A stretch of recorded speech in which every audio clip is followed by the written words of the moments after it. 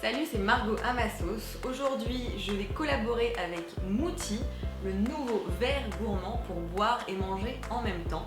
Il est 100% made in France et il permet d'associer liquide et solide dans une petite fleur qui se clipse. Je vous montrerai tout à l'heure.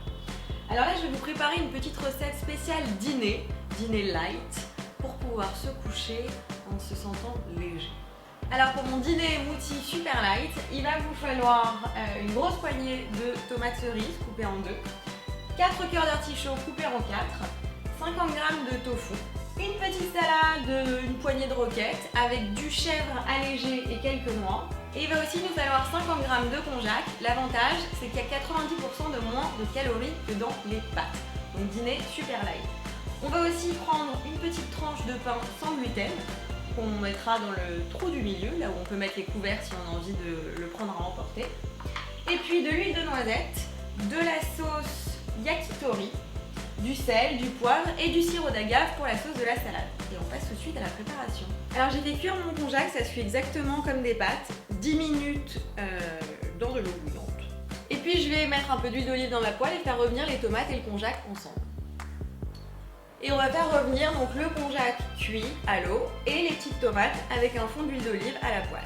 Alors le konjac en fait c'est vrai que ça n'a pas tellement de goût, donc si vous voulez ajouter du goût, déjà faire une petite sauce avec des tomates ça apporte quelque chose, et en plus vous pouvez mettre un espèce de bouillon de volaille ou un bouillon de légumes dans l'eau de cuisson pour donner du goût. Donc là on peut voir que les spaghettis de konjac sont bien cuites, faut pas hésiter à appuyer un peu sur les tomates pour en libérer le jus et que ça fasse une petite sauce.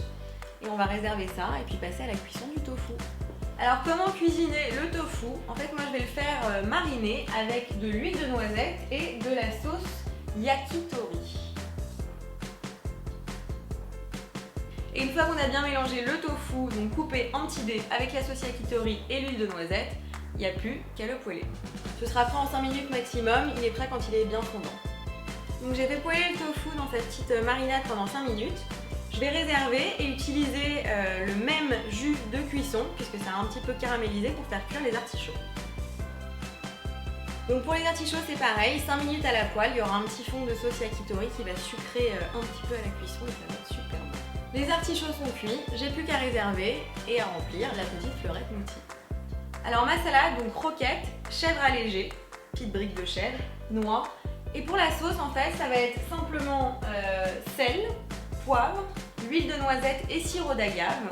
Ça va donner un petit goût sucré qui va être parfait avec le chèvre.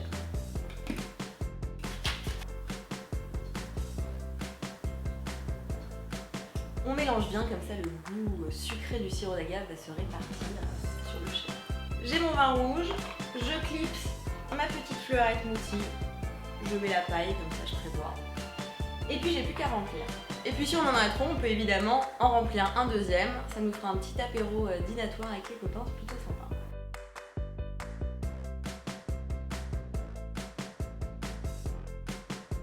Et une fois que j'ai rempli mes boutilles de solide et de liquide, je peux même imaginer prendre des petites mouillettes de pain sans gluten pour garnir l'intérieur. Si j'ai envie de l'emporter avec moi, je glisse mes couverts et bon app!